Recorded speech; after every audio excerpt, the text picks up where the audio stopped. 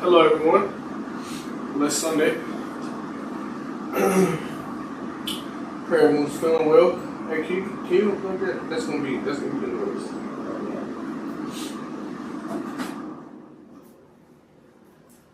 No. Hope it was feeling good though.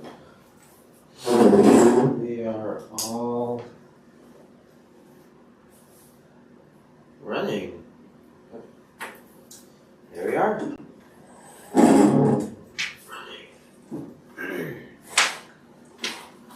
Alright. Cool. Alright then, I think we're ready to start. Hello, welcome to today's daily Bible reading. As always, I'm Khalil. This is Xavier. What up, y'all? And today we're going to be continuing our reading of Numbers. We'll be picking up today with Numbers 26. And last time we got to see some of the sort of aftermath of Israel. Israel, out of fear and lack of faith in the Lord, didn't want to go up and fight the people of the land. So because of which they were cursed to roam the wilderness for the next 40 years instead of going up to the promised land. So essentially so that all of the generation that complained to the Lord and didn't want to go up to the land would die out. And we got to see that sort of play out. We got to see Miriam die, Aaron died, and even Moses himself because of what may have been out of his anger, but in general was his own disobedience to the Lord, where he smote a rock that the Lord told him to speak to. He was now cursed as well to not enter into the promised land himself. But we will get to see that he will be able to see the promised land, but we won't be able to actually go into it. But all that being said, since today is March 1st, we'll be starting with our daily Proverbs 1. Yeah. I'll pick it up this time. You will? Okay, cool. Yeah. Proverbs chapter 1, verse 1. The Proverbs of Solomon the son of David, king of Israel, to know wisdom and instruction, to perceive the words of understanding. So this is the Proverbs of Solomon, and this is our second time walking through the Proverbs, and we're going to continue to read it over and over again. But this is wild. Like he says, to know wisdom and instructions, to perceive the words of understanding. Like this is what the Proverbs is delivering to us. Verse 3, to receive the instructions of wisdom, justice, judgment, and equity, to give subtlety to the simple, and to the young man knowledge and discretion. So that's what he's giving us. It says like to the simple, like simple meaning you could say dumb, but it's not dumb according to this world. It's lack of knowledge according to God. That's what he's trying to give to you. So to give subtlety to the simple and to the young man knowledge and discretion or wisdom. Verse 5, a wise man will hear and increase in learning, and a man of understanding shall attain unto wise counsels. To understand the proverb and the interpretations, the words of the wise and their dark sayings. The fear of the Lord is the beginning of knowledge, but fools despise wisdom and instruction. So he just gave us what the Proverbs was aiming to do, to give you wisdom, to give you knowledge, give you understanding, discretion, things of that nature. And the first thing he tells you is the fear of the Lord is the beginning of knowledge. Like this is how you're going to obtain the knowledge. First you need to fear the Lord. But fools despise wisdom and instructions. Verse 8, my son, hear the instruction of thy father, and forsake not the law of thy mother, for they shall be an ornament of grace unto thy head, and chains about thy neck. My son, if sinners entice thee, consent thou not. If they say, come with us, let us wait for blood. Let us lurk privately for the innocent without cause. Let us swallow them up alive as the grave, and whole as those that go down into the pit. We shall find all precious substance. We shall fill our houses with spoil. Cast in thy lot among us. Let us all have one purse. My son, walk not thou in the way with them, refrain thy foot from their path. So he's saying if sinners entice thee, or people in this world enticing you to do evil or to go against what thus says the Lord, consent thou not. Like don't walk in that path with them. It says, my son, walk not thou in the way with them, refrain thy foot from their path. Like get away with them. Get away from them, I mean. Verse 16. For their feet run to evil and make haste to shed blood. Surely in vain the net is spread in the sight of any bird. And they lay wait for their own blood. They lurk privately for their own lives. So are the ways of everyone that is greedy of gain, which taketh away the life of the owners thereof. Verse 20. Wisdom cried without. She uttereth her voice in the streets. She cried in the chief place of concourse, in the opening of the gates. In the city she uttereth her words, saying, How long, ye simple ones, will ye love simplicity? And the scorners delight in their scorning, and fools hate knowledge. So Solomon is doing, he's showing you what wisdom is doing. Wisdom is out here. It's really what he's trying to say. Like, we have this whole Bible right here in front of us. Like, we can read it. We can seek God. Like, what does it say? Seek God and live. Seek the Lord and ye shall be found. Like, wisdom is here. We'll read in Deuteronomy where it says, like, what does it say? Like, the words of God are nearby. It's not hard to be found. Point being, man, we have the Word of God. It's on our phones now. Like, we could just look up, we can download the Bible app and we have the words of God or the wisdom of God. So wisdom is out here. And in verse 22, he asks a question, like, how long, ye simple ones, where you love simplicity? Like, how long will you love not knowing about God and not serving God? And the scorners delight in their scorning, and fools hate knowledge. Like, he's asking a question, how long are you going to hate not having knowledge of God? Right? Verse 23, turn you at my reproofs. Behold, I will pour out my spirit unto you, and I will make known my words unto you. Because I have called. So right there he's saying, like, turn you at my reproofs, and what? I will pour out my spirit unto you, and I will make known my words unto you. But the point is, it's not going to happen magically. The first thing he tells you to do is turn you at my reproof. Like, listen to me, and this is what's going to happen. I will pour out my words unto you. I will pour out my spirit unto you. You will begin to increase in knowledge, increase in understanding and wisdom. But the first thing you have to do is turn, or the first thing you have to do is seek, right? And then turn, change your ways, and then he will begin to grant you with more knowledge, more understanding, and things of that nature. But verse 24, because I have called and ye refused, I have stretched out my hand and no man regarded, but ye have set at naught all my counsel, and would none of my reproof. So this is what he's like, but I tried, basically. I've called and you refused. I've stretched out my hand and you didn't regard it, but you have set at naught all my counsel, and with none of my reproof. Like, you just completely didn't listen to anything that I was trying to give you or trying to tell you. So verse 26, I also will laugh at your calamity, and I will mock when your fear cometh. When your fear cometh as a desolation, and your destruction cometh as a whirlwind, when distress and anguish come upon you, then shall they call upon me, but I will not answer.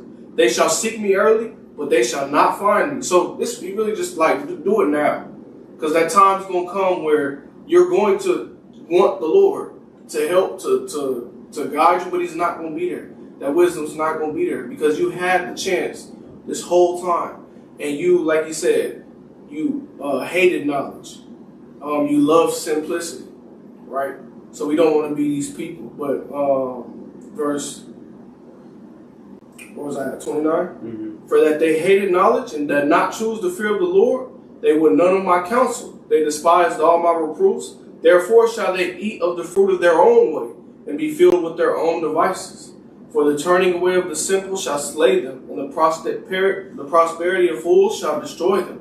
But whoso hearkeneth unto me shall dwell safely, and shall be quiet of fear of evil. The end of that chapter. Do you have anything? Because I kind of... No. I think Proverbs 1 is a good example of something that we talked a bit about with the Proverbs before, like separating yourself, stuff of that nature, and even just like wisdom, where wisdom is something you have to go work to get. It is something like the Lord wants us to have wisdom, and the Lord has given us all He's given us all the the keys needed, or the textbooks, however you want to put it. He's given us the things that we need in order to get wisdom, in order to get understanding, knowledge, and so forth. Being the Bible, it's just that we have to go and actually get it. So, yeah, I like that. That's a great comparison, because it's like anything you want to do in life. Like, you go to school, you want to be a doctor, you want to be a lawyer, like you want to be something, like all they want to give you is textbooks. You know what I'm saying? Like, but you got to go study it. You got to go read it to earn that certificate or that degree. It's the same with wisdom. Like, we have the book, we have the textbook. Go read it, go study it. Just like how you would do for a class, for something that you want. That's all he's asking. Like when a new PlayStation 6 come out, and you making sure you getting that overtime so that you can afford this new game. It's that he just want that same diligence, you know? Because like we read in Proverbs before multiple times, hey, what does it say? Wisdom is worth more than rubies and gold. Like, so if we put in work for all these vanity things, hey, put that same work in even more for something that's going to last you past this life, right? So, yeah. But that's all I got on this. But I really do like the beginning portion where he's just like, hey, like this is what this is for, to know wisdom and instructions. Because you got to think, this is coming from Solomon, the wisest man that ever lived. So like, he's giving us game. Like, if we don't listen to anybody, we should listen to the wisest person, the one who the Lord filled up with wisdom, right? It's not even like when people use that term, he's the wisest man in the world. It's not like it was his own wisdom. This is God's wisdom that he gave to Solomon. So it'd be wise of us to listen. But the first thing he said, like before anything, and you gotta fear the Lord. That's the beginning of knowledge. Like, if you don't fear the Lord, you're not going to end up anywhere. It starts with that, right? Yeah. But, that's all. Fear of the Lord is beginning of wisdom.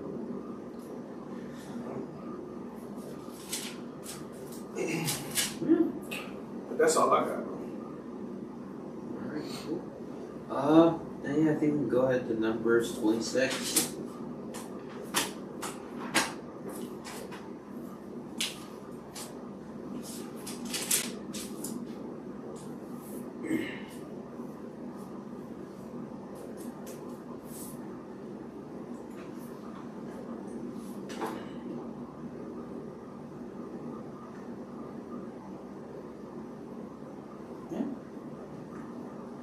Alright. Numbers 26 and verse 1. It came to pass after the plague, the Lord spake unto Moses and unto Eleazar the son of Aaron the priest, saying. So this comes right off of the cusp of chapter 25. They received a plague because they had gone a whoring after Baal Peor. They had intermingled themselves with some Midianites and Moabite women who drew them away to their false gods so they committed idolatry, Israel being Israel. So right after the Lord had punished them with a plague and they were able to stop the plague, the Lord's called for Moses and Eleazar, verse 2. Take the sum of all the congregation of the children of Israel, from 20 years old and upward, throughout their father's house, and all they're able to go to war in Israel. This is something we saw before in Numbers 2 and Numbers 1, because at this point, I mentioned that 40 years before, it's been a substantial amount of time. Like I said, at this point, Miriam has died, Aaron has died. That's why Eleazar is the priest now, because Eleazar has taken up like the high priesthoodship from Aaron now that Aaron's dead. So that's why it's Moses and Eleazar instead of Moses and Aaron. But still to the point. So now it's been so long, a lot of these people have died out, and the Lord done that in Numbers 2 in order for them to go into the land. At this point, he's preparing them once again to go into said land. So now it's like, okay, those people are all dead, so we need to get a recount of, well, what people do we have here that can go out to war? Verse 3. And Moses and Eleazar the priest spake with them in the plains of Moab by Jordan near Jericho, saying, Take the sum of the people from 20 years old and upward, as the Lord commanded Moses and the children of Israel, which went forth out of the land of Egypt. Like he's referring to what happened in like Numbers 1, 2, 3. Verse 5. Reuben, the eldest son of Israel, The children of Reuben, Hanok, of whom cometh the family of the Hanokites, of Palu, the family of the Paluites, of Hezron, the family of the Hezronites, of Carmi, the family of the Carmites.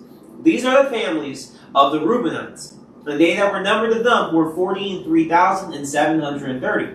This is even something just to know going forward.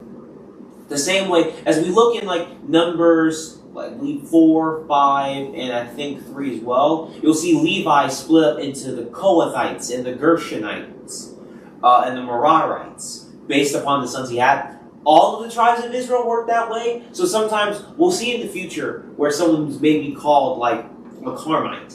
But they're an Israelite, but they're from the specific family, which is, in like this example, a Carmite is from the tribe of Reuben.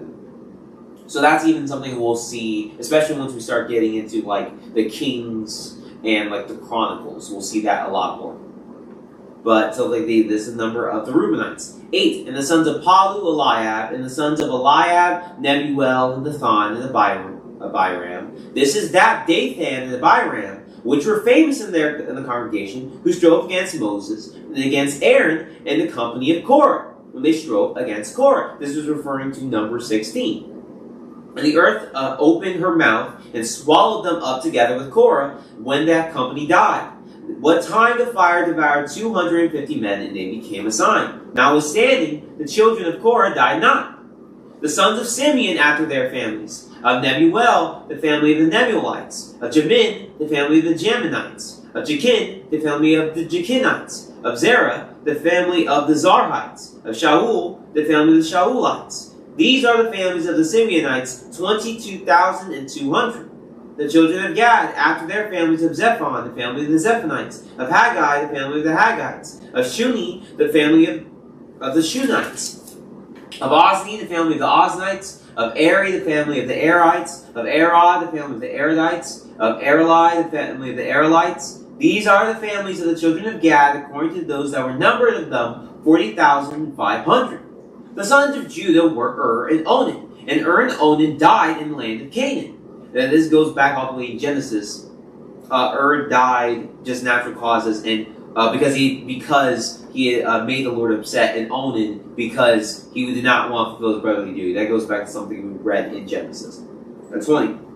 And the sons of Judah, after their families, were of Shelah, the family of the Shelonites, of Pharez, the family of the Pharzites, of Zerah, the family of the Zarhites, and of the sons of Pharez were of Hezron, the family of the Hezronites, of Hamul, the family of the Hamulites. These are the families of Judah, according to those that were numbered of them, 16,500. Of the sons of Issachar after their families, of Tola, the family of the Tolites, of Puah, the family of the Punites, of Jashu, the family of the Jashubites, of Shimron, the family of the Shimronites. These are the families of Issachar according to those that were numbered of them, 4,300. Of the sons of Zebulun after their families, of Sered, the family of the Sardites, of Elon, the family of the Elonites, of Jaleel, the family of the Jaleelites. These are the families of the Zebulites according to those that were numbered of them, 3,500. The sons of Joseph after their families were Manasseh and Ephraim. Of the sons of Manasseh, of Machir, the family of the Machirites, and Machir begat Gilead, and of Gilead come the family of the Gileadites. These are the sons of Gilead of Jezer, the family of the Jezreelites. Of Helek, the family of the Helekites. Of Azriel, the family of the Azrielites. Of Shechem, the family of the Shechemites. Of Shemida, the family of the Shemidites. And of Hefer, the family of the Heferites. And Zelophehad, the son of Hefer, had no sons but daughters. And the name of the daughters of Zelophehad were Mala, and Noah, Hoglah, Miklah, Milcah, and Tirzah. These are the families of Manasseh, and those that were numbered of them, 52,700. These are the sons of Ephraim after their families, of Shuthelah, the family of the Shuthelites, of Becher, the family of the Bachrites, of Tahan, the family of the Tahanites, and these are the sons of Shuthelah, of Aaron, the family of the Aaronites. These are the families of the sons of Ephraim according to those that were numbered of them, 32,500. These are the sons of Joseph after their families. The sons of Benjamin after their families, of Bela, the family of the Belites, of Ashbel, the family of the Ashbelites, of Ahiram, the family of the Ahiramites, Of Shufam, the family of the Shufamites. Of Hufam, the family of the Hufamites. And the sons of Bela were Ard and Naaman. Of Ard, the family of the Ardites. And of Naaman, the family of the Naamites. These are the sons of Benjamin after their families. And they that were numbered of them were 45,600. These are the sons of Dan after their families. Of Shuham, the family of the Shuhamites. These are the families of Dan after their families. All the families of the Shuhamites, according to those that were numbered of them, were 304,400. Of the children of Asher after their families. Of Jimnah, the family of the Jimnites. Of Jesui, the family of the Jesuites. Of Beriah, the family of the Berites. Of the sons of Beriah. Of Heber, the family of the Heberites. Of Machiel, the family of the Machielites. The name of the daughter of Asher was Sarah. These are the families of the sons of Asher, according to those that were numbered of them, who were 53,400. Of the sons of Naphtali after their families, of Jaziel, the family of the Jazielites. Of Guni, the family of the Gunites. Of Jezer, the family of the Jezerites. Of Shalem, the family of the Shalemites. These are the families of Naphtali according to their families. And they that were numbered of them were 45,400.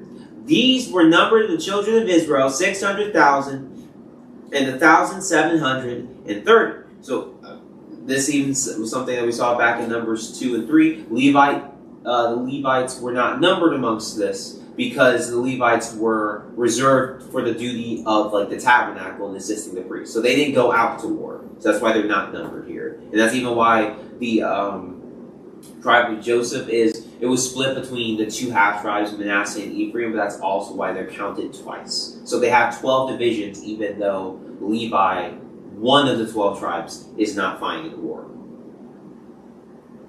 52. And the Lord spake unto Moses, saying, Unto these the land shall be divided for an inheritance according to the number of names. To many thou shalt give the more inheritance, and to few thou shalt give the less inheritance. To every one shall his inheritance be given according to those that were numbered of them. Notwithstanding, the land shall be divided by lot. According to the names of the tribes of their fathers, they shall inherit. According to the lot shall the possession thereof be divided between many and few. So, it's just every tribe, essentially, is going to have their own lot of land. Like, more is given to, like, we see, like, the numbers here, that if there are more people, they'll get more land. But where that land is will be decided by just, like, your tribe. Like, all of Levi, like, will ends up being around or in sanctioned cities. But, like, tribe of Gad, they have a specific land, like, area of land. Same with Judah, Naphtali, all of them. 56. According to the lot shall the possession thereof be divided between many and few. And these are they that were numbered of the Levites after their families. Of Gershon, the family of the Gershonites. Of Kohath, the family of the Kohathites. Of Merari, the family of the Merarites. This goes back to Leviticus 3 and 4. These are the families of the Levites. The families of the Libnites, the family of the Hebronites, the family of the Mahalites, the family of the Mushites, the family of the Korathites. And Kohath begat Amram. And the name of Amram's wife was Jochebed, the daughter of Levi, whom her mother bare to Levi in Egypt. And she bare unto Amram, Aaron, and Moses, and Miriam their sister. So even here we get the genealogy of like Moses, Miriam, and Aaron. How they came from, the tribe of Levi. 60. And unto Aaron was born Nadab and Abihu, Eleazar and Ithamar. And Nadab and Abihu died when they offered strange fire before the Lord. And those that were numbered of them were 23,000, all males from among old and upward. And they were not numbered among the children of Israel, because there was no inheritance given them among the children of Israel.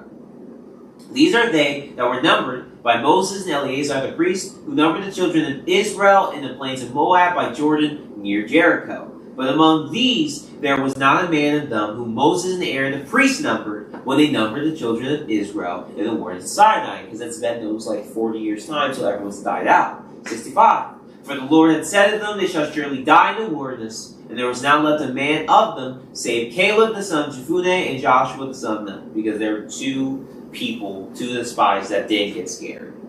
So they were left alive. Yeah. Numbers 26.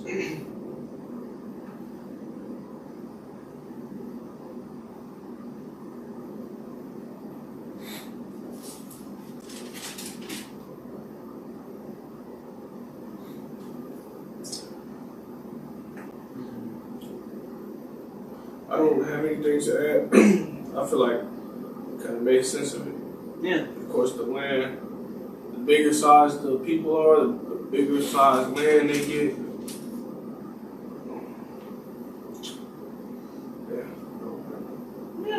Yeah. Then you got it's a self-explanatory. Just them getting ready to go fight. Which it sucks that has to be a repeat attempt, but you know.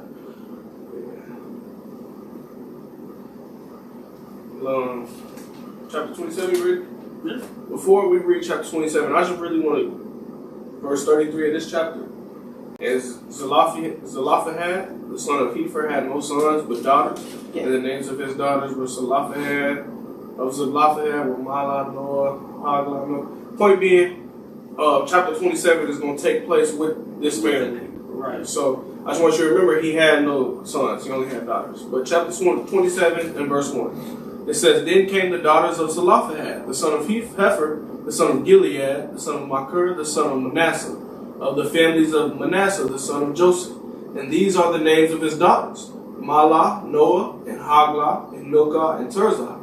And they stood before Moses and before Eleazar the priest, and before the princes and all the congregation, by the doors of the tabernacle of the congregation, saying, Our father died in the wilderness, and he was not in the company of them that gathered themselves together against the Lord in the company of Korah, but died in his own sin and had no sons.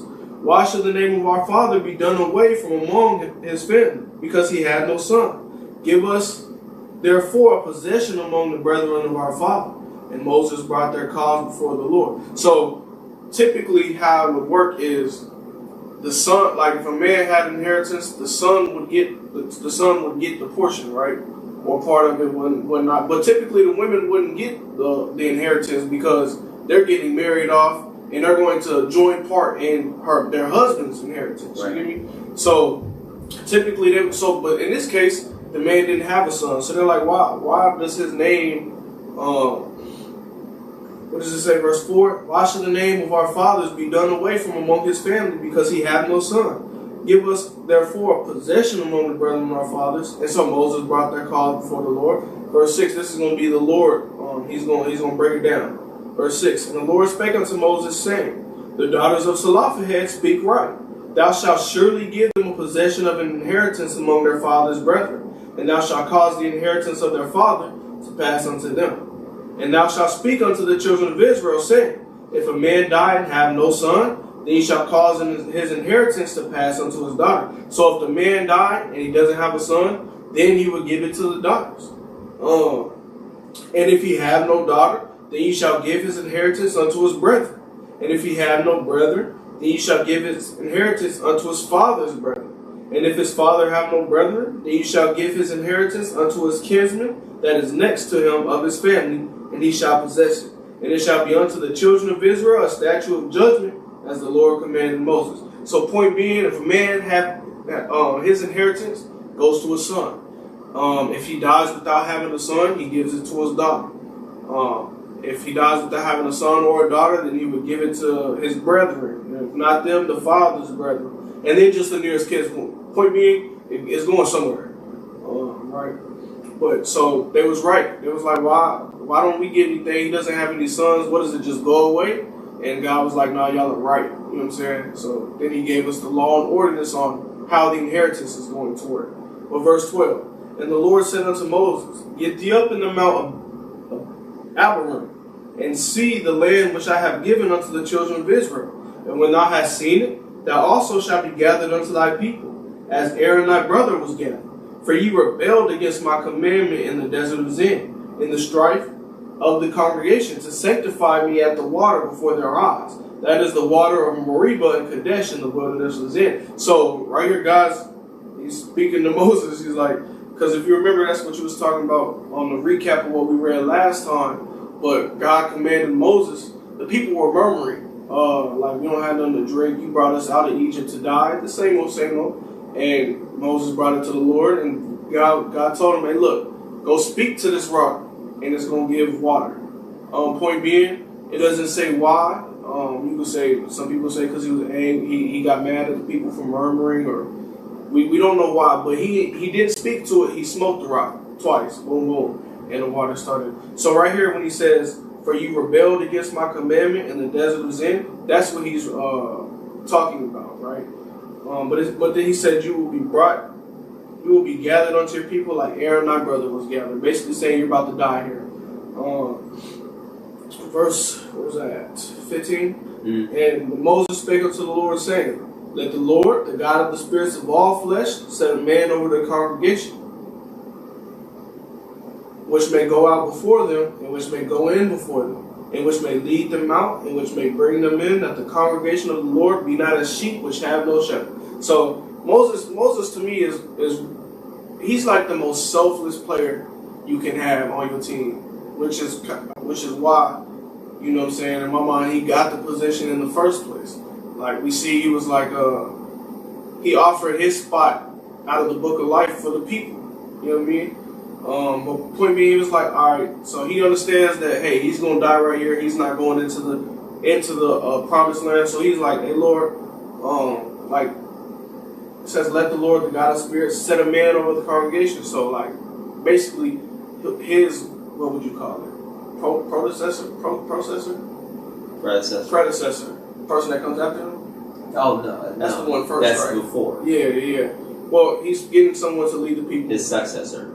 His what? Successor. Successor. Yeah. So he's finding his successor.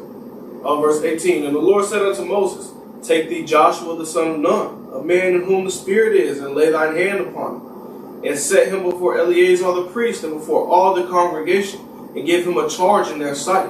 And thou shalt put some of thine honor upon him, that all the congregation of the children of Israel may be obedient. And he shall stand before Eleazar the priest, who shall ask counsel for him after the judgment of Urim before the Lord. At his word shall they go out, and at his word they shall come in, both he and all the children of Israel with him, even all the congregation." And Moses did as the Lord commanded him, and he took Joshua and set him before Eleazar the priest and before all the congregation. And he laid his hands upon him and gave him charge, as the Lord commanded by the hand of Moses. Boom. So we see that successor was Joshua.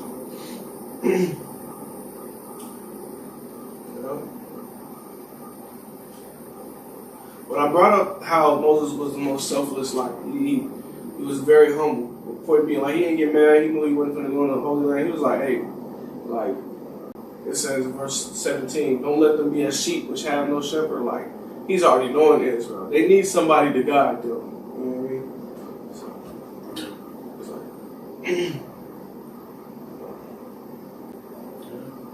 It makes perfect sense that Joshua, of all people, was the person chosen for. Granted, he's literally the oldest. I mean, like him and Caleb. yeah.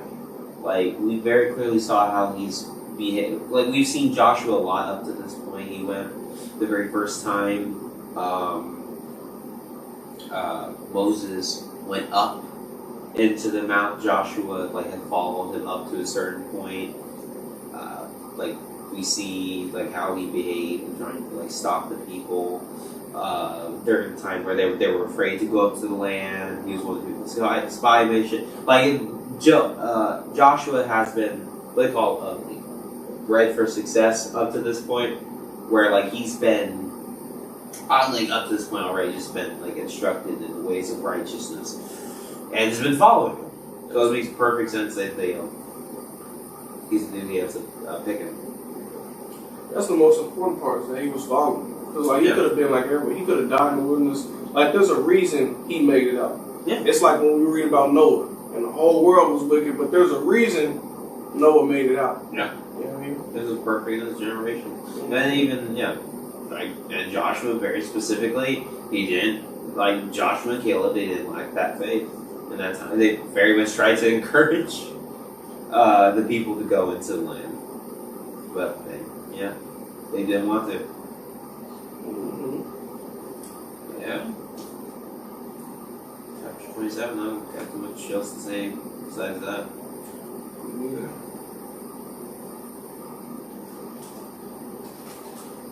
Cool. Numbers 28, verse 1. And the Lord spake unto Moses, saying, Command the children of Israel, and say unto them, My offering and my bread for my sacrifice sacrifices made by fire. For a sweet savor unto me shall ye observe to offer unto me their due season. And thou shalt say unto them, This is the offering made by fire, which ye shall offer unto the Lord. 2 lambs of the first year, without spot, day by day, for a continual burnt offering. So now, this whole chapter is him going over a lot of the sacrifices we got to see at the beginning of not only Numbers, but Leviticus. And that's also because, again, everyone who he told this to initially is dead. So that's even what the book of Deuteronomy is. The book of Deuteronomy, if you notice, is not like a continuation of things that happened past this point. No, it's a retelling of Exodus through Numbers, because everyone from the time of Exodus and Leviticus and the beginning of Numbers is dead. So he has to retell all of these new people this, oh, well, you weren't alive, but this happened, and these laws were given, and this is the law, and this is the precedent, and so on and so forth. So now he's giving them, the sacrifices again. Verse 4. The one lamb shalt thou offer in the morning, and the other lamb thou shalt offer at evening. And the 10th part of an ephah of flour for a meat offering, mingled with the 4th part of an hin of beaten oil. It is a continual burnt offering, which was ordained in Mount Sinai for a sweet savor, a sacrifice made by fire unto the Lord. And the drink offering thereof shall be the 4th part of an hin for the one lamb. In the holy place shalt thou cause the strong wine to be poured unto the Lord for a drink offering. And the other lamb shalt thou offer at even, as the meat offering of the morning, and as the drink offering thereof. Thou shalt offer it, a sacrifice made by fire of a sweet savor unto the Lord. So those 2 sacrifices you have to make daily. And just for clarification, in the Bible when it says meat, or meat offering, it's referring to bread, which specifically here is unleavened bread, because the Lord didn't have leavened bread in his tabernacle or temple. Verse 9. And on the Sabbath day, 2 lambs of the first year without spot, and 2 tenth deals of flour for a meat offering, mingled with oil, and the drink offering thereof. This is the burnt offering of every Sabbath, beside the continual burnt offering and his drink offering. So on the Sabbath they also would have to offer this as well. In the beginning of your months, you shall offer a burnt offering unto the Lord, 2 young bullocks and 1 ram, 7 lambs of the first year without spot. So, beginning of your months, this is sometimes you'll see the Bible refer to new moons. And the new moons was how they dictated what would be the beginning of a month. So that's what he means to say, the beginnings of your month, he's referring to new moons. Right, verse 12. 3 tenth deals of flour for a meat offering, mingled with oil for 1 bullock, and 2 tenth deals of flour for a meat offering, mingled with oil for 1 ram, and a several tenth deal of flour, mingled with oil for a meat offering unto 1 lamb, for a burnt offering of a sweet savor, a sacrifice made by fire unto the Lord. And their drink offering shall be half an hin of wine unto a bullock, and the 3rd part of an hin unto a ram, and the 4th part of an hin unto a lamb. This is the burnt offering of every month throughout the months of the year. And 1 kid of the goats for a sin offering unto the Lord shall be offered, beside the continual burnt offering, and his drink offering. And in the 14th day of the first month is the Passover.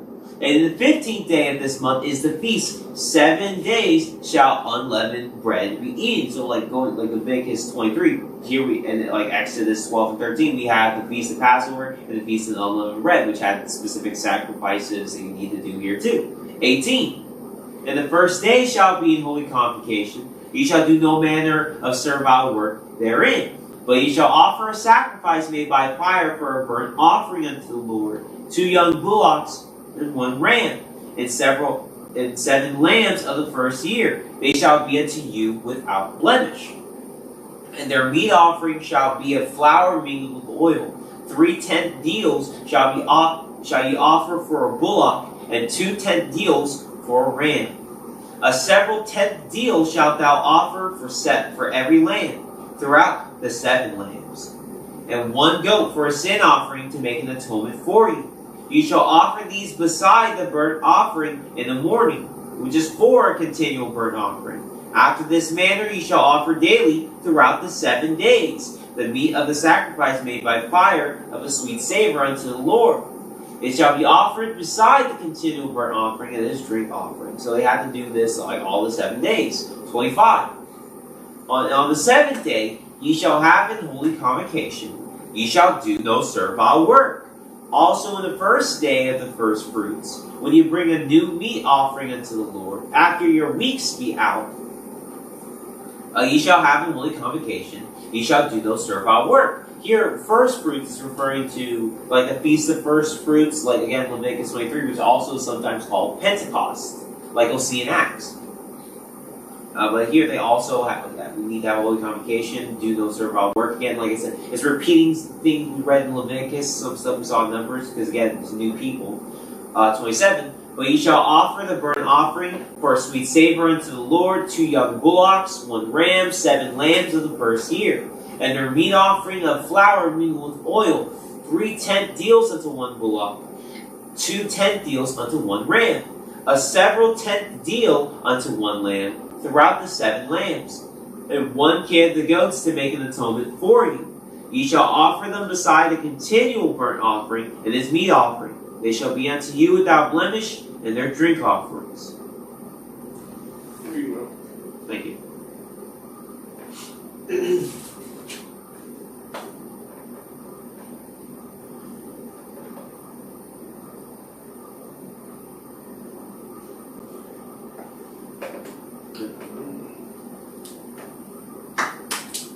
Verse 28. I mean, with this, like you kind of broke it down, these are a new group of people. He's giving the same set of rules. And I just want to bring this up because we're going to read it when we get into Deuteronomy. With Deuteronomy, I believe it's 5 in chapter 6, where it talks about teach your children. You know what I mean? And he's told us before, like, everything that happened with us being in Egypt and God saving Israel out of Egypt and crossing of the Red Sea, like, this stuff was supposed to be passed down. Like, really, Moses wasn't even supposed to do this again. It was obviously from their disobedience that they ended up getting killed and things of that nature. But for us, like, we're not necessarily going to have this person, like, that's re-saying the rules for every generation. No, it's the parents' job to pass this information down to their children, to their children's children. That's why when we read stuff in, like, Proverbs, where it says a man that leaveth his inheritance to his kids. That was like, wise is he? Yeah, something like that. Point being, like, and that inheritance really, it's deeper than just money. Like, it's this word. You pass it to your kids, and they pass it to their kids, and to the, like, you just saved a generation worth of lives because you passed down the word of God. So I really just wanted to point out that point. But yeah, this chapter, you just read saying all the offerings, things of that nature.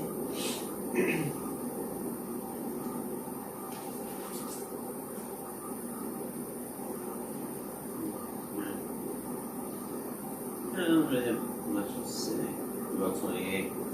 But I think 29 picks up right where we left off. Yeah, this is literally Leviticus 23. You feel me? Yeah. All right. That's what this is. But 29, you ready? Yep. Alright, chapter 29 and verse 1. And in the 7th month, on the first day of the month, ye shall have an holy convocation. Ye shall do no servile work. It is a day of blowing the trumpets unto you. And ye shall offer a burnt offering for a sweet savor unto the Lord. 1 young bullock, 1 ram, and 7 lambs of the first year without blemish. And their meat offering shall be of flour mingled with oil. 3 tenth deals for a bullock, and 2 tenth deals for a ram. And 1 tenth deal for 1 lamb throughout the 7 lambs. And 1 kid of the goats for a sin offering to make an atonement for you. Besides the burnt offering of the month, and his meat offering, and the daily burnt offerings, and his meat offerings, and their drink offerings according unto their manner. For a sweet savor, a sacrifice made by fire unto the Lord. So, like he said in verse 1, the 7th month on the first day of the month, this is the memorial of the blowing of the trumpets, like we said that you read in Leviticus 23, and these are the sacrifices you would do for that. Verse 7, and ye shall have on the 10th day of the 7th month in holy convocation. Ye shall afflict your souls. You shall not do any work therein. So this is the 7th day of the 10th. No, the 10th day of the 7th month. This is what we talked about in the Day of Atonement, which was Leviticus 16, where we went over, I think it's 16, where we went over the Day of Atonement. But just to reiterate, this afflicting of your soul is fasting, like abstaining from meat and drinking. We can read that in places like Isaiah 58, and Paul in Acts even referred to the fast. He was talking about the Day of Atonement, but point being, that's what it is. So on this 7th day, you are to afflict your souls and do no work.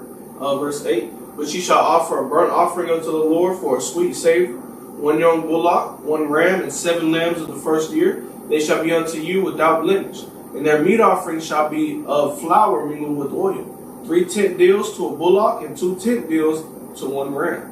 A several tenth deal for 1 lamb throughout the 7 lambs. 1 kid of the goats for a sin offering, beside the sin offering of atonement, and the continual burnt offering, and the meat offering of it, and their drink offerings.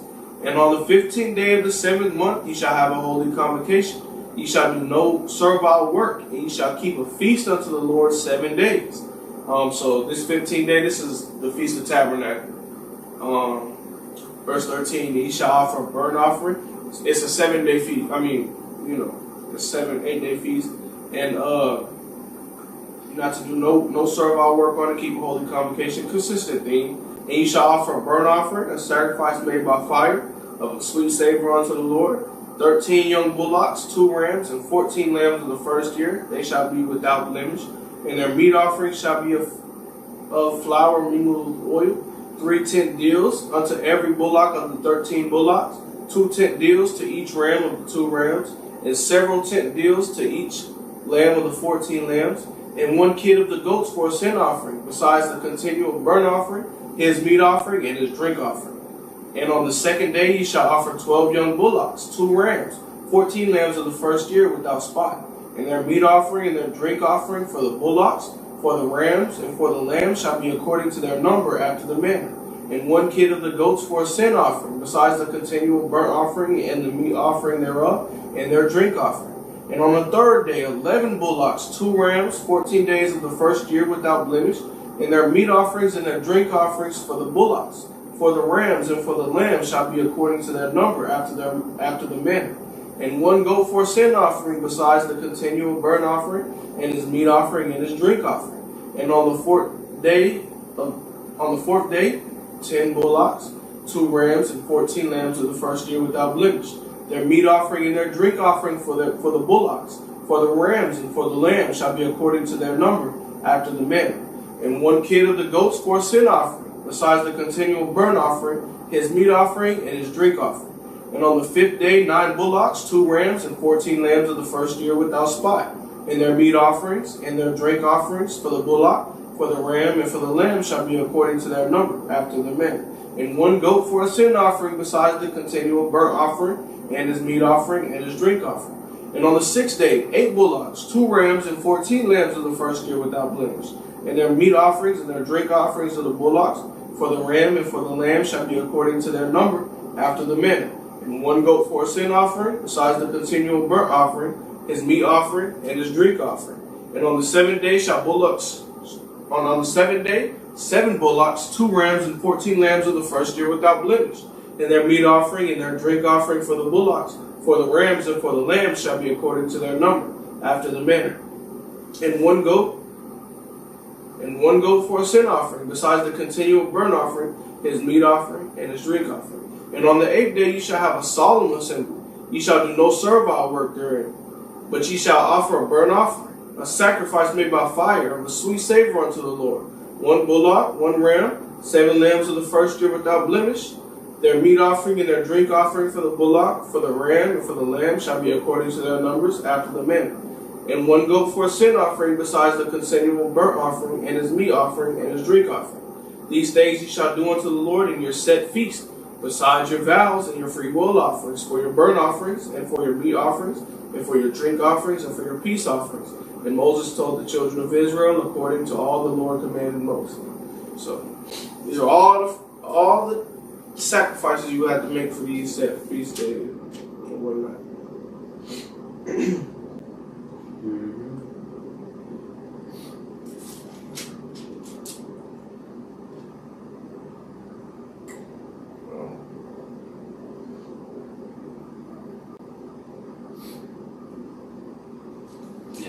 of its atonement in the tabernacle.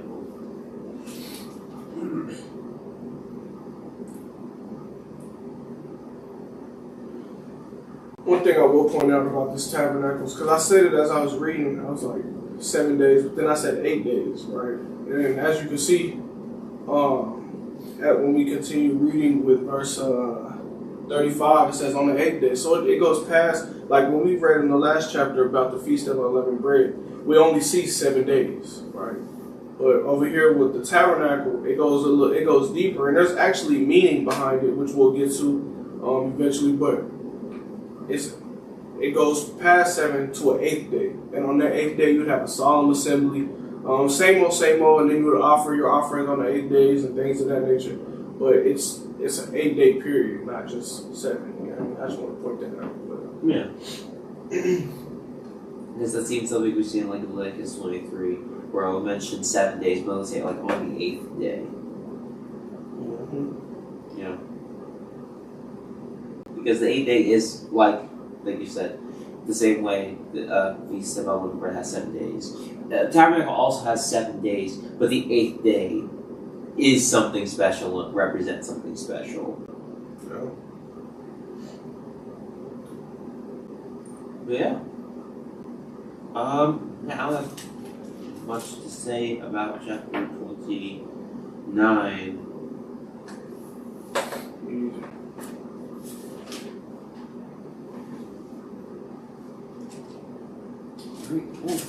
In that case, Numbers chapter 30.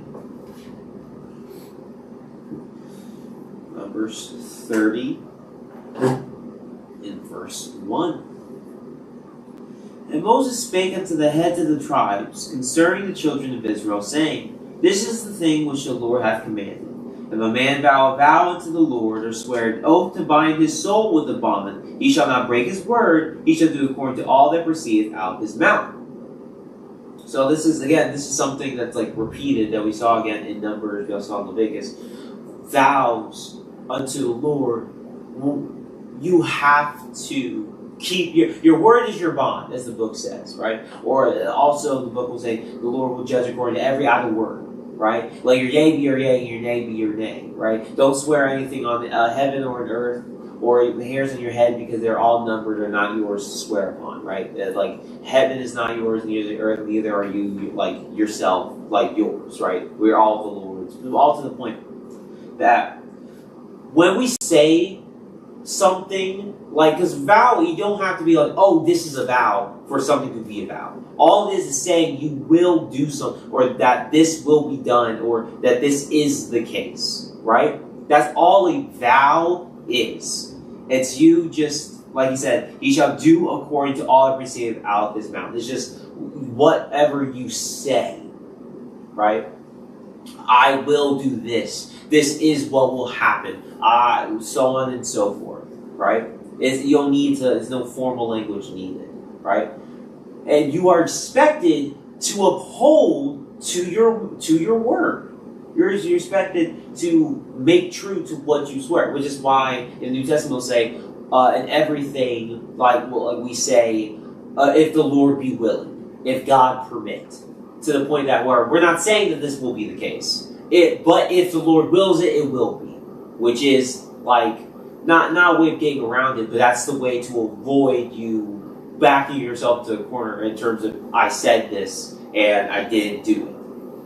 Right? Because the Lord takes it, like he says it. If a man vow unto the Lord, or swear an oath to bind his soul with a vow, he shall not break his word. Like the Lord is holding us to that. Verse 3. If a woman also vow unto the Lord, and bind herself by a bond, being in her father's house in her youth. So it's like, so if a woman were to do the same thing, and now specifically giving the example, if she were like a youngin, like she is in her father's house, right? So she isn't married, like she still is at home with her father. Verse 4. And her father hear her vow, and her bond wherewith she hath bound her soul, and her father shall hold his peace at her, then all her vows shall stand, and every bond wherewith she hath bound her soul shall stand. So, if she makes this vow, and that's why it's even serious, because it's not just like, oh, you're a grown adult man or grown adult woman I'm gonna hold you to the vow, but if you're a kid, like, oh, it's nothing. It's like, no, if you're a kid, you absolutely be held to it too. Here with the daughter, where if her father hears the bond for which she had bound her soul, the father shall hold his peace at her, meaning that like he doesn't say anything against the vow that she's made. She's now bound by her word. But like on the reverse end, verse 5, but if her father disallow her in the day that he heareth it, so whenever he hears about the vow, he's like, oh no, that's bad, like we're not doing that. Not any of her vows or of her bonds wherewith she had bound her soul shall stand, and the Lord shall forgive her because her father disallowed it. So, but if in the day he hears the vow, he's like, oh, that's not good, we're not doing that, we're not, like, no, that is not the case. Then, like, the vow is basically disintegrate. Like, they don't stand. Yeah. Not any of her vows shall stand, and the Lord shall forgive her. So, like, they disallowed the vow. But that's, again, only if, like, she's in her father's house, and the father, when he hears it. So he can't come back, he hears it, he agrees with it, and then later decide. No, it's whenever he hears it. If he decides in that moment that, no, this is not what we're doing, then it's disallowed, and the Lord won't hold it against them. Verse 6. And if she had at all an husband when she vowed, or uttered aught of her lips, or when she bound her soul. So now it's even the same way for a woman if she has a husband.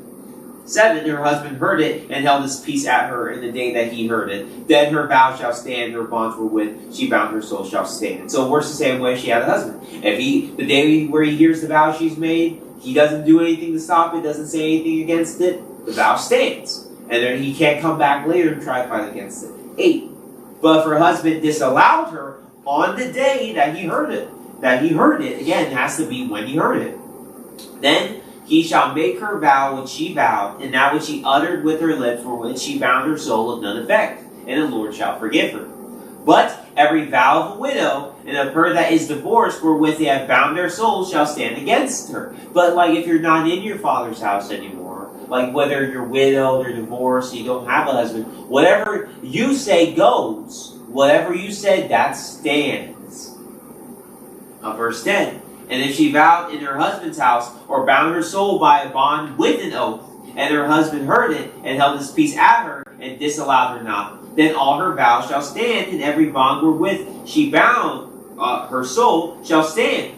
So it's like, man, so even if long into the future, like, you said this vow, like, while you were with your husband, and he died, or you guys divorced, or whatever happens, but he didn't say anything against it then, you still can't go. And that's all to the point of how serious, like, your word really is. The Lord holds us all. The Lord holds us all incredibly accountable for our words. 12. But if her husband hath utterly made them void on the day he heard them, then whatsoever proceedeth out of her lips concerning her vows, or concerning the bond of her soul, shall not stand. Her husband hath made them void, and the Lord shall forgive her. Every vow and every binding oath to afflict the soul, her husband may establish it, or her husband may make it void. But if her husband altogether hold his peace at her from day to day, then he establish all her vows, or all her bonds which are upon her. He confirmeth them, because he held his peace at her in the day that he heard them. But so basically, if he keeps quiet about it, doesn't stop it, like he's allowed it, and allowed it in the day that he heard it. 15. But if he shall anyways make them void after that he hath heard them, then he shall bear her iniquity. But so if he were even to try and break it after he's heard it, he wants to go back on his decision previously, he will bear the iniquity of her breaking her word. Because you went along with it then, but now you're trying to go back on it. So, like, that iniquity, like, there is sin in that. Well, it's even saying the sin will be on him. Because you went along with it, but now you're trying to, for whatever reason, whatever it is, like, you're trying to switch up. 16. These are the statutes which the Lord commanded Moses between a man and his wife, between the father and his daughter, being yet in her youth in her father's house. Thank you. Chapter 30.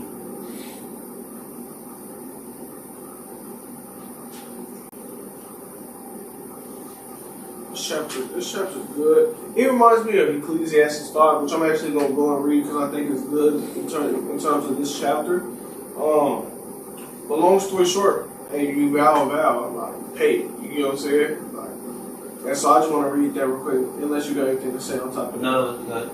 Ecclesiastes 5, and I'm going to start at verse 4, I'm going to read through 6. But it says, when thou vowest a vow unto God, defer not to pay it, for he hath no pleasure in fools. Pay that which thou hast vowed. Better is it that thou shouldest not vow, than that thou shouldest vow and not pay. Suffer not thy mouth to cause thy flesh to sin, neither shalt thou say before the angel that it was an error.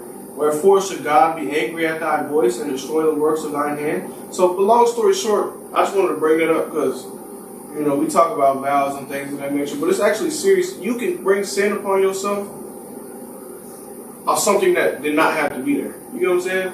Like, you make a vow saying, I'm not going to cuss anymore.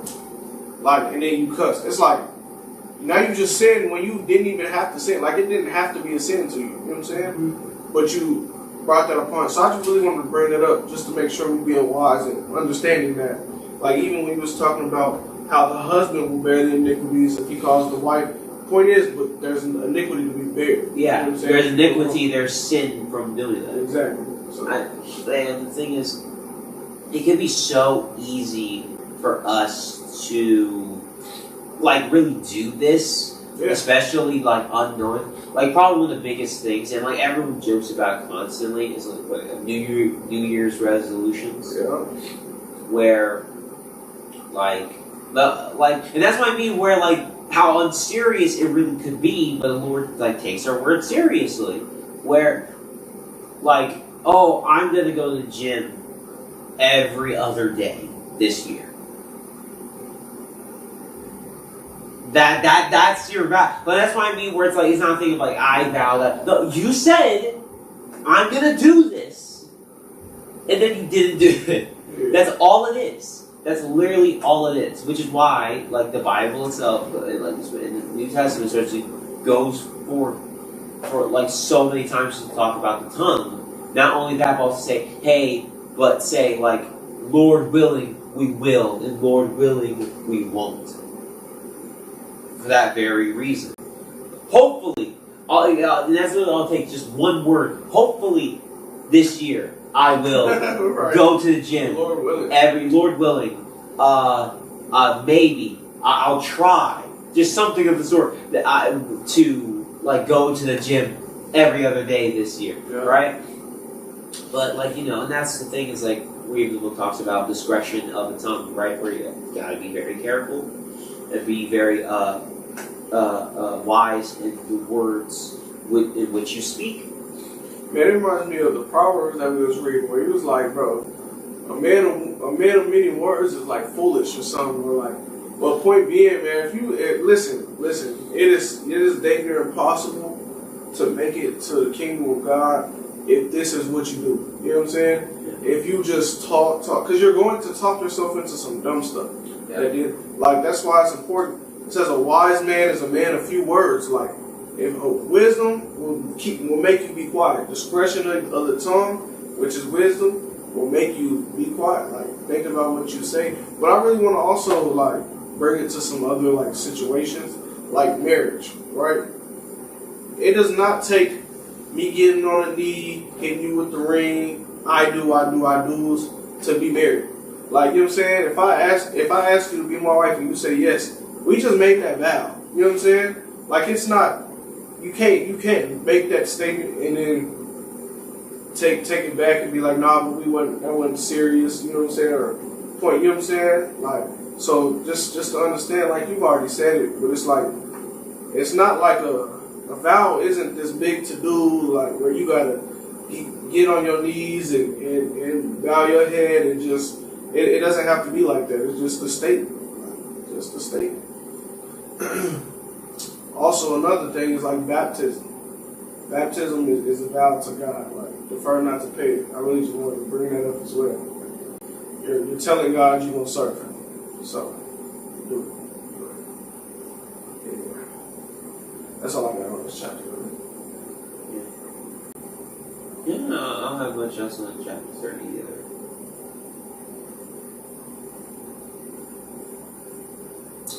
Alright, chapter 31. Now, real quick, would you say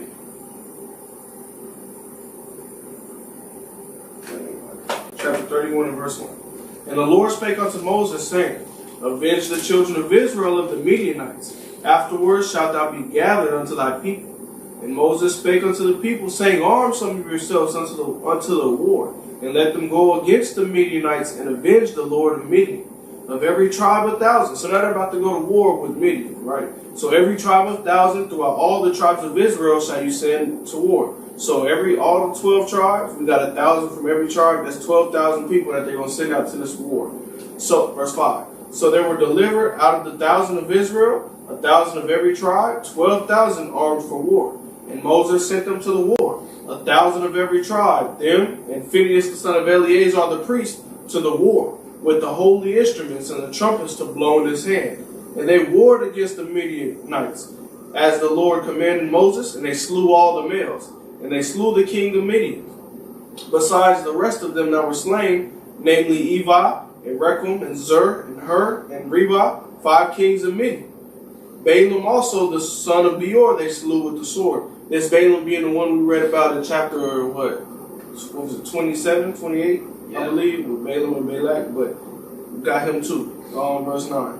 And the children of Israel took all the women of Midian captive, and their little ones, and took the spoil of all their cattle, and all their flocks, and all their goods. And they burnt all the cities wherein they dwelt, and all their goodly castles with fire. And they took all of the spoil, and all the prey, both of men and of beasts. And they brought the captives, and the prey, and the spoil unto Moses and Eleazar, and unto the congregation of the children of Israel, unto the camp at the plains of Moab, which are by Jordan near Jericho. And Moses and Eleazar the priest, and all the princes of the congregation went forth to meet them without the camp. And Moses was wroth with the officers of the host, with the captains over the thousands, and the captains over the hundred, which came from the battle. And Moses said unto them, Have ye saved all the women alive?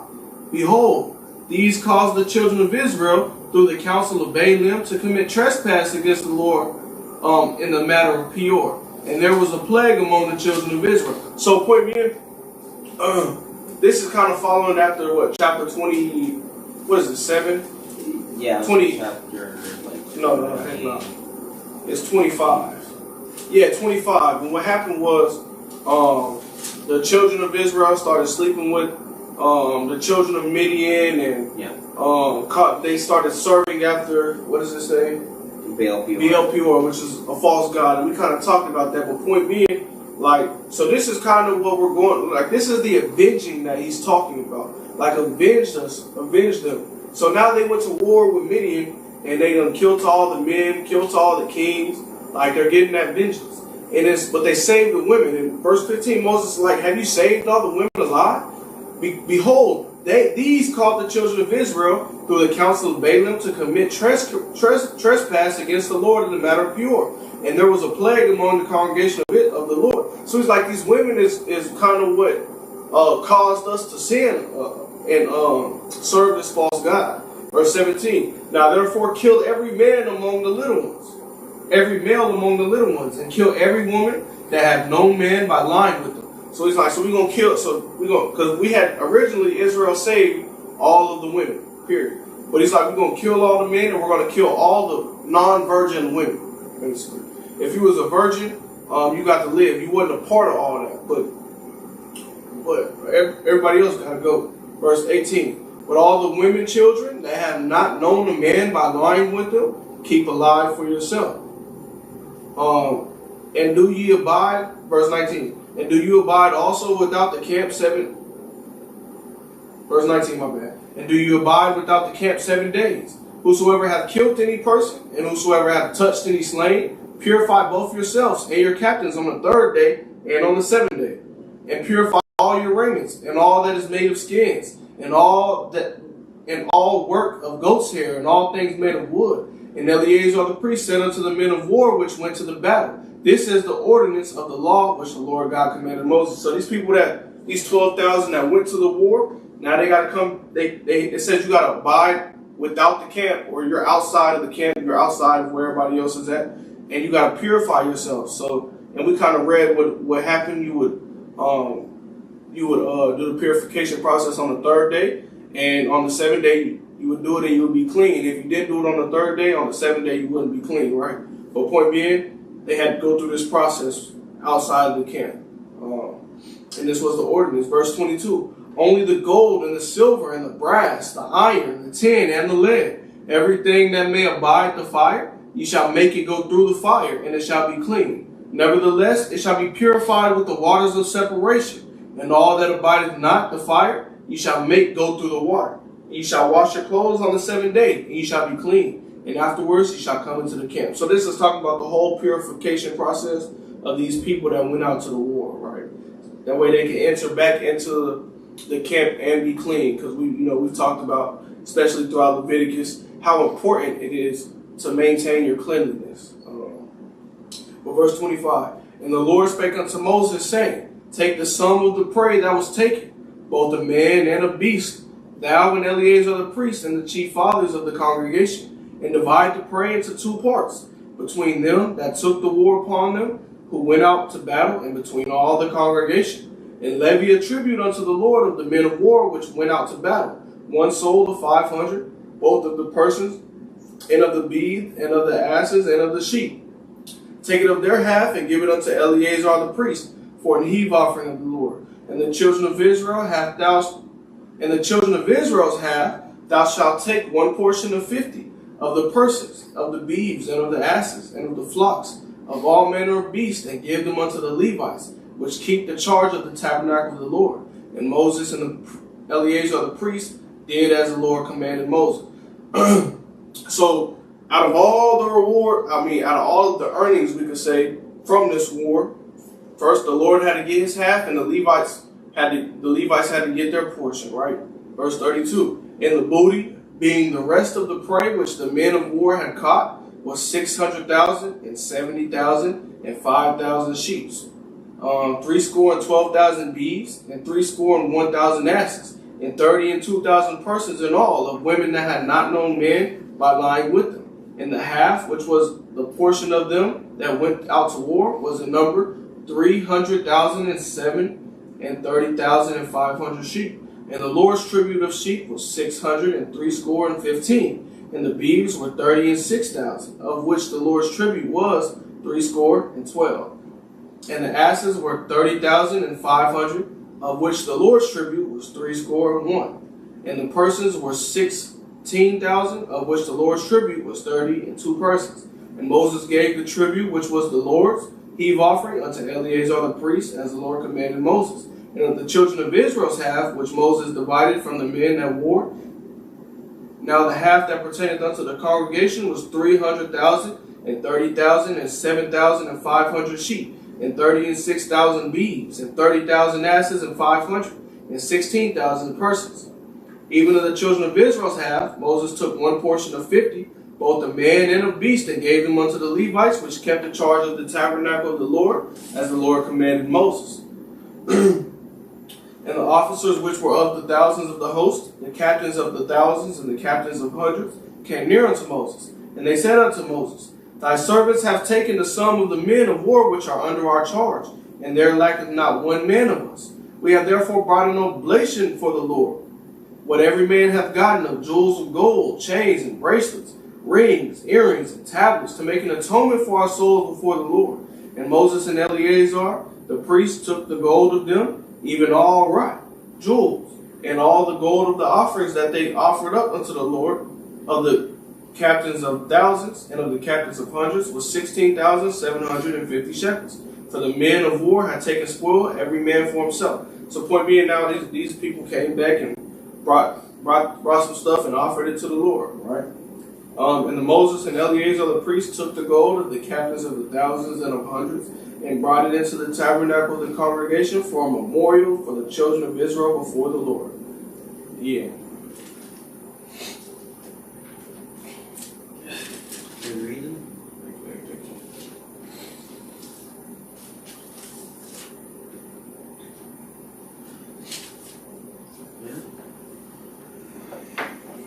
Good revenge on the Midianites, I suppose. Yeah.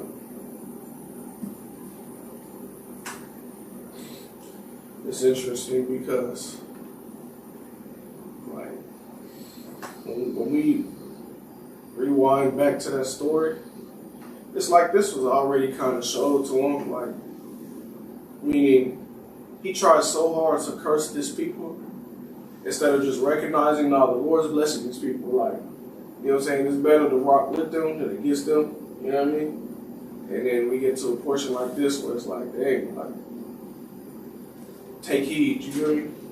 Oh, Balaam? Yeah. I mean, like, yeah, we don't really know what part he had to play so That's much okay. with specifically the Midianite women. So much stuff. It's on pretty much on that regard, because it did happen very much so right after. Like, it literally is, I believe, the chapter right after Balaam concludes his prayer that, like, all this stuff ended up happening with Moabite women. So it makes perfect sense, but it's just like, we don't really see. Like, No, they Balak. talked to him. Balak. Oh, with Balak. Which Balak's the king, right? He is the king, yeah. Oh yeah, I was talking about Balak. Whoa, yeah, Balak. I forgot. Balaam is the priest, right? Yeah. Yeah, dang. Wow. I didn't even. When I read Balaam, I was thinking Balak. No, that's Balaam. Yeah, Balaam also something, or they slew with the Yeah. sword. They killed him. Behold, these caused behold, like 16. Behold, these caused the children of Israel through the counsel of Balaam to commit trespass against the Lord in a matter of pure. So I was like, well, shoot, like, what did Balaam say to them? Yeah, I don't know. That's the thing. Like, I don't really know. Like, it doesn't show us what Right. he did something, right? Whether it was, I don't know, like, good intention or not, or just out of, like, naivety. Whatever he did, it caused the Midianites and the Moabites to go into Israel, and that caused them to be led astray to Baal Peor, because the women served Baal Peor. Because it could have even been a thing like maybe like with Shechem in Genesis, where they're like, oh, let's just intermingle our peoples together, and innocently they're like, yeah, let's like he tried to push like them intermingling the peoples together, even though like no, that's not what God wanted in the first place, because they don't serve God, they serve Baal Peor. Because even with Balak kept taking Balaam up to the temples of Baal. So I don't really know. It doesn't say. I'm not gonna speak on it in assuming. Yeah, bear false witness or any of that. But yeah, it is. Yeah. They left for a sweet chunk of change. You know what I'm saying? Yeah. And even anyway, good portions of the land of Midian were parts of like the land, like what would become like the land of Israel, or like part of the promised land anyway. So a 2-for-1 deal, I guess you could call it.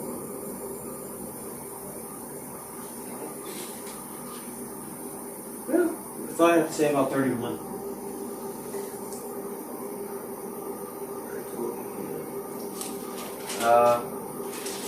Want to do 32 and call it here? Because there are 38 chapters.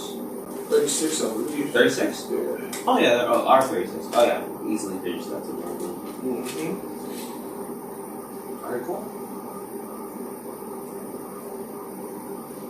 Numbers 32 and verse 1. Now the children of Reuben and the children of Gad had a very great multitude of cattle. And when they saw the land of Jazer and the land of Gilead, that, behold, the place was a place for cattle, the children of Gad and the children of Reuben came and spake unto Moses and to Eleazar the priest, and unto the princes of the congregation, saying, Ataroth and Dibon and Jazer and Nimrod and Heshbon and Eliel and Shebam and Nebo and Beon, even the country which the Lord smote before the congregation of Israel, is a land for cattle, and thy servants have cattle. Wherefore said they, if we have found grace in thy sight, let this land be given unto thy servants for a possession, and bring us not over Jordan.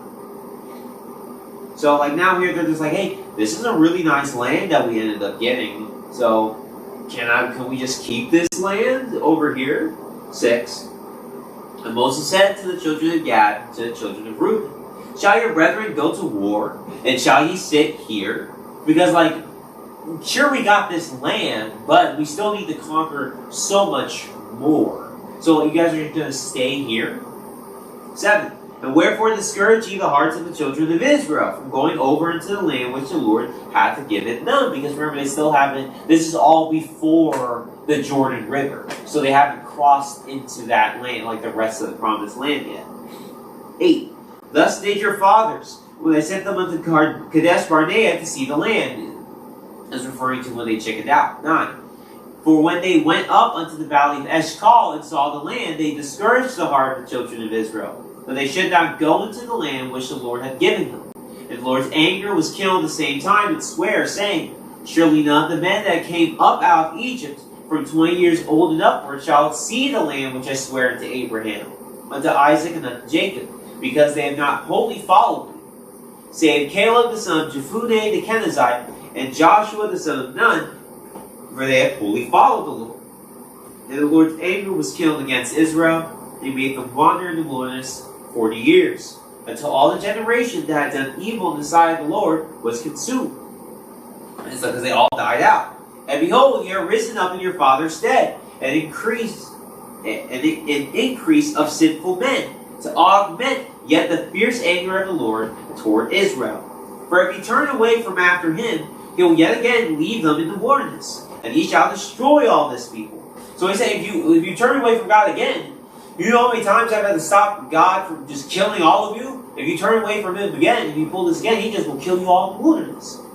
16. And they came near unto him and said, we will build sheepfolds here for our cattle, and cities for our little ones. But we ourselves will go ready armed before the children of Israel, until we have brought them unto their place. And our little ones shall dwell in the fenced cities because of the inhabitants of the land. So they're like, well, no, like we're not going to just abandon you guys. We're going to go with you to war, but like our stuff and our families, they're going to stay, like we're going to build cities. We're going to build, we just want this land. We're going to build cities, build coasts, leave our families, leave our like sheeps and stuff here. But we will continue with you guys until we have conquered like all of the people's lands. Until like all the tribes have gone their land. 18. We'll not return unto our houses until the children of Israel have inherited every man his inheritance.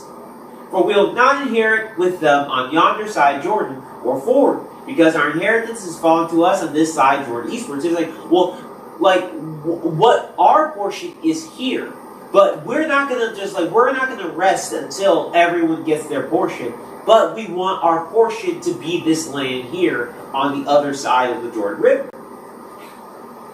And Moses said to them, if you will do this thing, if you will go armed before the Lord to war, and will go all of you armed over Jordan before the Lord, until he had driven out his enemies from before him, and the land be subdued before the Lord, then afterward ye shall return, and be guiltless before the Lord, and before Israel. This land shall be your possession before the Lord. So he's like, look, if you're being honest and you do what you said, even going back to like the vow thing, if you do what you said, then like it's all cool. You'll be blameless. But if you will not do so, behold, ye have sinned against the Lord, and be sure your sin will find you out. So he's like, but if you don't, like the Lord's gonna get you at the end of it. Your sin will find you out. Build you cities for your little ones and folds for your sheep, and do that which hath proceeded out of your mouth. And the children of Gad and the children of Reuben spake unto Moses, saying, thy servants will do as my Lord commanded. Our little ones, our wives, our flocks, and all our cattle shall be there in the cities of Gilead. But thy servants will pass over, every man armed for war, before the Lord to battle, as my Lord saith.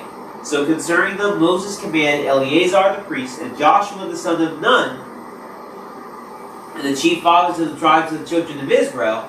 And Moses said to them, the children of Gad and the children of Reuben will pass with you over Jordan, every man armed to battle before the Lord, and the land shall be subdued before you, and ye shall give them the land of Gilead for a possession.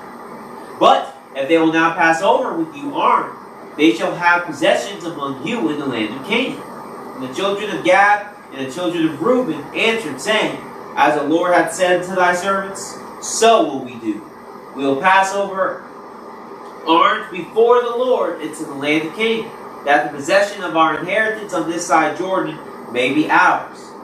And Moses gave unto them, even to the children of Gad, and to the children of Reuben, and unto the half tribe of Manasseh, the son of Joseph, the kingdom of Sihon, the king of the Amorites, and the kingdom of Og, king of Bashan, the land, with the cities thereof and the coasts, even the cities of the country round about. So he's given them these lands that are on the other side of Jordan. And the children of Gad built Dibon, and Azaroth, and Aroer, and Atroth, Shophan, and Jazer, and Jogbehah, and Beth Nimrah, and Beth Haran, fenced cities and folds for sheep. And the children of Reuben built Heshbon, and Eliel, and Kirjathaim, and Nebo, and Baalmeon, their names being changed, and Shibmah, and gave other names unto the cities which they built. And the children of Machir, the son of Manasseh, went to Gilead and took it, and dispossessed the Amorite which was in it. And Moses gave Gilead unto Machir, the son of Manasseh, and he dwelt therein. And Jair, the son of Manasseh, went and took the small towns thereof, and called them Havoth Jair. And Nobal went and took Kenneth, and the villages thereof, and called it Nobal, after his own name. Thank you, man. Thank you.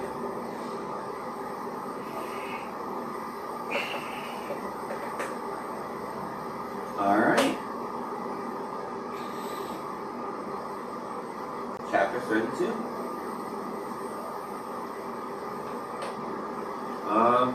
Again, I think this is a really good chapter. Simply because we are going to see a bit of the dividing of the land. I think it's good we get to see just an example of the vow thing again, sort of here. Where, like, you know, you have to be honest to your word. Otherwise the word will get you. But I think probably the foolishness side of the thing. 23. But if you will not do so, behold, you have sinned against the Lord, be sure your sin will find you out. You know, it's a very big saying, like everything will come to light, right? Everything in darkness will come to light. Where, like, everything comes down to wash, right? I'm going to keep saying this, but it's just eventually, all the, like, bad stuff we keep hidden, whether sometimes, like, well, we'll do that kind of thing in our own mind for, like, good reasons or for other people's benefits, right? And when I say bad things, I don't even mean, like, you've done something bad, right? But I mean, like, you hide something bad that happened from someone or a feeling or whatever, right? But everything always just ends up coming out, right?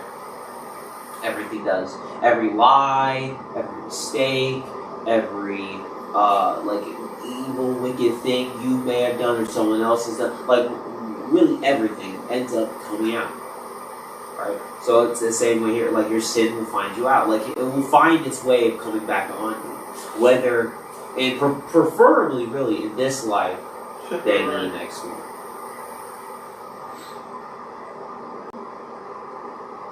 But, yeah, that's what I have to say about the verse 32. Yeah, I don't really have much to add. I think it's kind of cool that he was like they was like, hey man, just let this be our land. And it's funny because I don't even know, like, let me see. Like, I don't know if, like, that was their intentions before, or if it was because of what Moses said that they was like, nah, like, our families will stay here, but we'll still go to war, you feel me? Like, if that was already was planned, Yeah, or Moses said that, and we're like, oh yeah, I guess we can't just chill here now that we have our land. Yeah, while everyone else goes and fights, because that would be a bit messed up. That's a question I guess we don't have the answer to, but if it I would was, like to think it was before. I would hope so.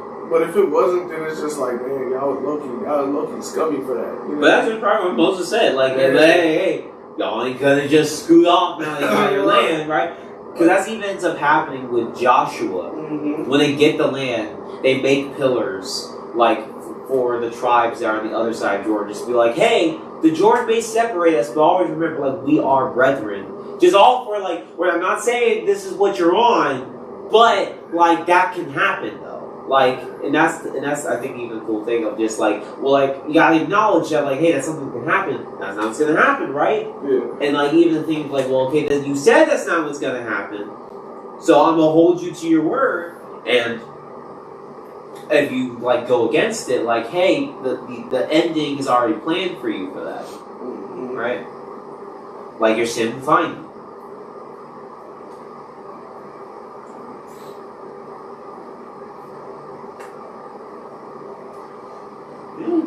That's how I don't have any much. I don't have any more. Neither do I. Numbers 32. Was there a verse that you wanted to go to? No, I kind of went to mine. They just followed up the vows. Yeah, I had one in the middle that I wanted to go to, but I forgot it. You keep that's probably like your second time doing it. I know, because I'll be like, oh, well, okay, I want to go to this at the end, and then we talk about something completely different, and then I forget what the thing at the end I want to go to. Yeah. You don't have to. I mean, no, not me. I don't want to.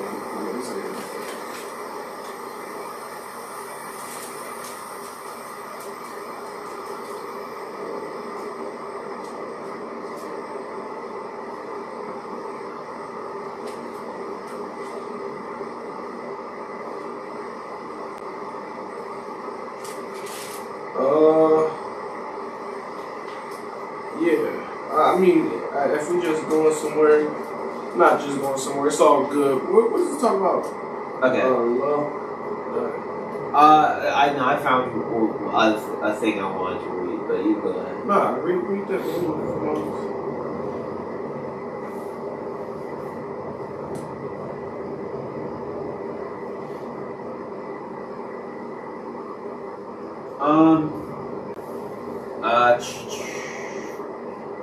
Yeah. So this is 2 Corinthians 4:14 through 18. And this didn't relate necessarily too much to like the numbers reading from today, but I thought it was good to read and always important to. So 2 Corinthians 4 in verse 14. Knowing that he which raised up the Lord Jesus shall raise up us also by Jesus, and shall present us with you. For all things are for your sakes, that the abundant grace might through the thanksgiving of many redound to the glory of God. Right? All things happen for our good if we are serving Christ and we are following it. Because at the end of all things, everything that we do here in this life should be working towards our salvation. As 14 talks about, to be raised as Christ was. 16. For which cause we faint not, which is why we work in the faith that we do, right? But though our outward man perish, yet the inward man is renewed day by day. For our light affliction, which is but for a moment, worketh for us a far more exceeding and eternal weight of glory. So whatever things we have to deal with and we go through in this life now is little in comparison to what we will receive and what we will achieve if we stand fast in the faith. Stand fast in the faith. While we look not at the things which are seen, but the things which are not seen. For the things which are seen are temporal, but the things which are not seen are eternal. Because we are all looking towards and waiting for the eternal life. And that was just the Milk's Bible. Good. Yeah. I'll say mine for a little bit. Well, I'm not saving nothing. Micah 6 and 8. That's what I want to read. Just like on his tip. It's not really. It's different than what we read today, but I just think it's good. Micah 6 and 8. He has showed. But I don't want to start highlighting that. Okay, yeah. But just a little context. You know, we read about the offerings and things of that nature. It was good for the time, but we know the blood of bulls and goats was never able to take away sin. We've kind of went over that before in what, Hebrews 10, I think it is, where it talks about the blood of bulls and goats. Long story short, animal sacrifice was never the answer to our sins. It really was Jesus. But point being, what he's saying in 1 Samuel is better. Obedience is better than sacrifice. So I just want that to be on our mind as we read this. Well, I'm gonna start at verse 7. Will the Lord be pleased with thousands of rams, or with 10,000s of rivers of oil? Shall I give my firstborn for my transgression, the first of my body for the sin of my soul? He hath showed the young man what is good. So he's like, is the Lord pleased with me sacrificing thousands of rams and things of that nature? He's like, well, it's a rhetorical question, but the answer is no. And that's kind of what we was talking about before we read this. It's like, no, He has showed thee what is good and what He wants us to do, and what doth the Lord require of thee, but to do justly, to love mercy, and to walk humbly with God. That's important. We have to do justly, do what's right in the eyes of God at all times. Walk in your integrity, and be unmovable, as we talked about before. Love mercy, to whom given mercy is whom will be shown mercy. We have to love mercy. We have to love being merciful and showing mercy to others. We have to love that. When you get and somebody make you mad, and it's like you don't want to forgive. No, that can't be us. We have to want to forgive. We have to love to forgive. And then it says to walk humbly with our God. Walk humbly in everything that we do. In all things, remember that we are not, our righteousness is as filthy rags to the Lord. We can point our fingers at the next man every day and be like, haha, I'm better than him. But in the end, you're still nothing. You know what I'm saying? There was that whole parable that Jesus was talking about the man that went in and bowed himself down and was like, God, I'm a sinner. And then there was another man that came in and was like, God, thank you so much because I'm not like everybody else. Point being, the one that recognized that he was a sinner was the better person, because he was humble. We've all sinned and fell short of the glory of God. We all need mercy. We all need to be forgiven. We need to love to forgive others, and we need to love to walk with God humbly, right? And we need to love to do justly. That's what the Lord, but that's what's good according to God, and that's what's required of us. Not that we sacrifice and, do the bare minimum, things of that nature, but that we do is right according to God. But that's all I got to say. With that being said, yeah, cool. Yeah. As always, thank you for joining us. Lord willing, we'll see you tomorrow, and we'll finish out Numbers. Yep. Yeah. Appreciate you guys all for being here with us. Just getting a good reading in. Trying to get some understanding, wisdom, knowledge, because this is where we're gonna get it from. Yeah. Lord willing. Peace.